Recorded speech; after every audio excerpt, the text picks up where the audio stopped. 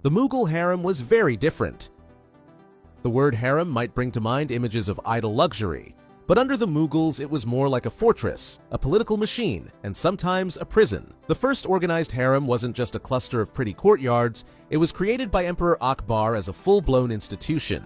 It had departments for finance, security, and recreation. The women inside weren't allowed to leave, not even after the emperor died. Widows were confined to a secluded area called the Suhagpura. They spent the rest of their lives cut off from the world. Men were strictly forbidden from entering. Not even male relatives were allowed in. The emperor was the only man with full access. Even male doctors were often replaced with women attendants or eunuchs. Each woman tried to catch the emperor's eye. It wasn't just about beauty, it was a high-stakes competition. There were perfume-soaked chambers and custom-made meals. Rooms were cooled with fans and rosewater mist. Each wife had her own staff and private space. Some had up to 20 slave girls. They received a personal allowance, and they lived in private apartments. But the real prize was attention. If a woman pleased the emperor, she gained influence. If not, she was forgotten. Still, not all harem women were powerless. Elite Mughal women raised future emperors. They advised kings, and sometimes they went rogue. Gulbadan Begum was the daughter of Emperor Babur. She once left the harem to lead an 11-woman pilgrimage to Mecca. She had to convince the emperor to let her go.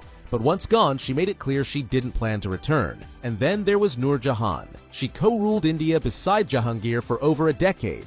When her husband was captured, she led troops to rescue him. She signed royal decrees. Coins bore her name. And when a man-eating tiger appeared, she handled it herself. She used a gun and a steady aim. Her story proves the Mughal harem was never just a place of shadows.